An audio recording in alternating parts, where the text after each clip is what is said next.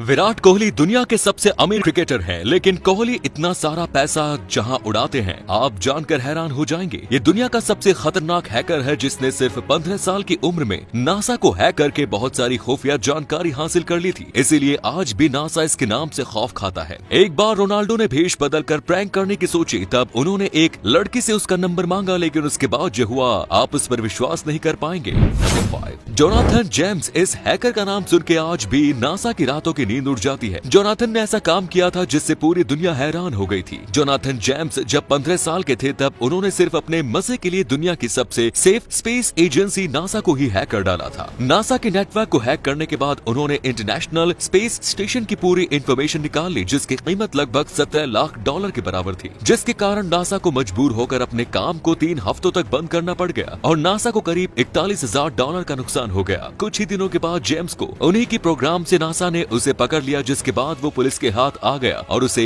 Hacking के जुर्म में 6 महीने की सजा भी हुई। नंबर 4, भारतीय क्रिकेटरों में विराट सबसे ज्यादा कमाई करने वाले खिलाड़ी है। सिर्फ क्रिकेट ही नहीं, किसी भी खेल के खिलाड़ियों की तुलना में विराट की कमाई सबसे आगे है। लेकिन क्या आप जानते हैं कि आखिर विराट कोहली अपना पैसा खर्च कहाँ करते हैं? विराट के पास कई महंगी कारों का कलेक्शन है। विराट ने हाल ही में ऑडी R8 V10 खरीदी है, जिसकी कीमत है 2 करोड़ 60 लाख। इसके अलावा उनके पास BMW X6, रेंज रोवर और लैम्बोर्गिनी भी है। विराट कोहली नॉर्मल पानी नहीं पीते, वो जो पानी पीते हैं वो फ्रांस से एक्सपोर्ट होकर आता है। 1 लीटर पानी के लिए कोहली जितना खर्च करते हैं उतने में 8 लीटर पेट्रोल आ जाए। एवियन ब्रांड के 1 लीटर पानी की कीमत है 600 रुपए और कोहली सिर्फ यही पीते हैं। विराट खुद का बिजनेस भी करते हैं, इसीलिए वो अपनी सैलरी का काफी हिस्सा बिजनेस में भी लगाते हैं। उनके पास मुंबई में 34 करोड़ रुपए का और गुड़गांव में 80 करोड़ का लग्जरी घर है। लेकिन अनुष्का शर्मा से शादी के बाद कोहली मुंबई के वर्ली में किराए के फ्लैट में रहते हैं, जिसका किराया है 15 लाख रुपए महीना। विराट कोहली कपड़ों के जिम के बिजनेस में भी मौजूद है।